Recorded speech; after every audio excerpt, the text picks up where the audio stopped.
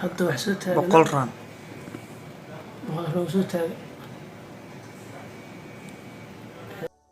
afku geliya mujada afka gashaday afku gashaday. السلام عليكم وعن صاحبة شرفت له ما أنت واحد جعلستي إن إذن لو ذا جو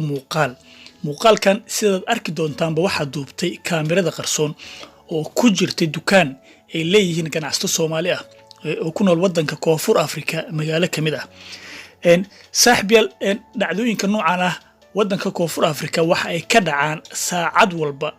دقيقة والبا مال والبا يهابين والبا إن سيابك كل دون يحرفذا kala duwan ay isticmaalaan dadka isku dayaya falalka noocan ah ama arimaha noocan ah inay maxal yiraahdaa ku dhacaan Soomaalida in bal marka hore muuqaalka aan isla daawano kadib ayaan reaction ka wada bixin doonaa aniga iyo adinkaba hadda wax soo taagan boqol raan waa loo soo taagan hadalka iska dhaaf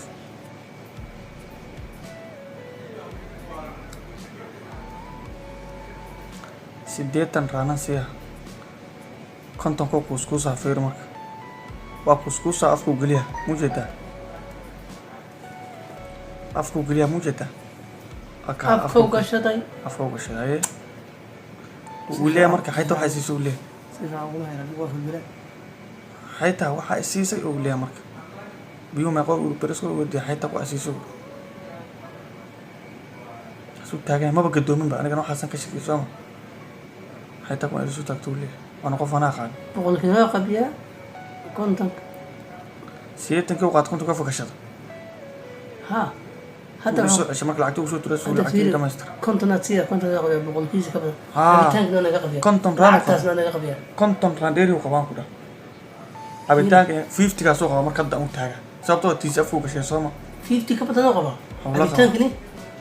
إن صاحب يال إن سيدا أن وضع داونيبا إن ويل كان waa la dhacay oo waxa laga dhacay lacag gaaraysa 50 ran in dadka aan garanayn qiimaha ee 50 ran in maxaa la yiraahdaa hadii aan uga dhigo dollar in waxa ay gaaraysaa $3 iyo jajab runtii ma aha wax zaid u weyn marka loo eego dhaca iyo dhibaatada Soomaalida ka soo gaartay wadankan maalin walba laakiin in hadii dhacdo sidan oo kala maalin walba ay kugu dhacdo ama mararka qaar in intaas in ka badan laga dib mareeyo runtii maxaa la yiraahdaa in saameyn ay ku yeelanaysaa dukaanka laakiin qaarkiin waxaan hubaa in isweydiinaysaan su'aalo aad u fara badan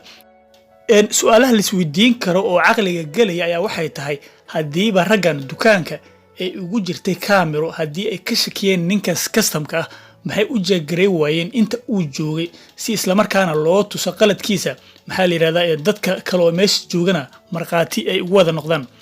su'aashaas ayaan rabaa inaan bal uga jawaabo sida maxaa la yiraahdaa jirto ama sida aniga aan u arko maadaama wadankan aan ku noolahay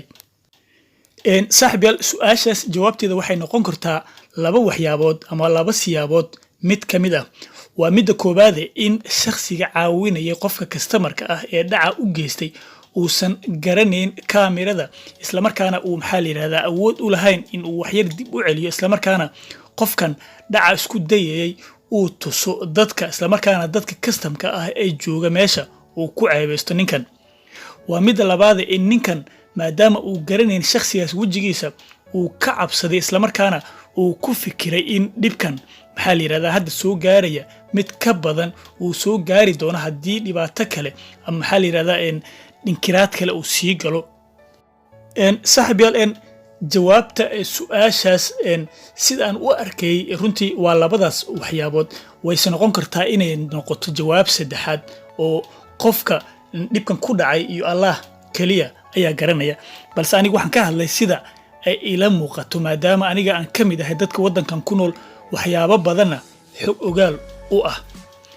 saaxiibayaal sida aan ka warqabno ama dadka wadankan joogaba ay ka warqabaan midan wax ay kamid tahay dhacdooyinka maalinlaha ah ee ka dhaca wadanka Koonfur Afrika iyadoo xirfadaha runtii aad ay u kala duwan yihiin tanna wax ay kamid tahay xirfadaha ama khiyaanooyinka ugu yar ay isticmaalaan ee waxa jira khiyaanooyin sidaas